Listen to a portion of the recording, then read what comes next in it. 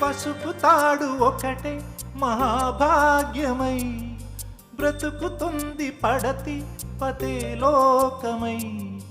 మగని మంచి కోసం పడే ఆర్తిలో సతిని మించగలరా మరే ఆప్తులు.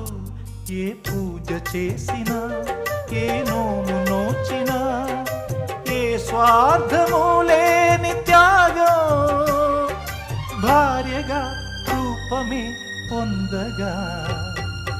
అపురూపమైనదమ్మ ఆడజన్మ, ఆ జన్మకు పరిపూర్ణత ఇల్లాలమ్మా.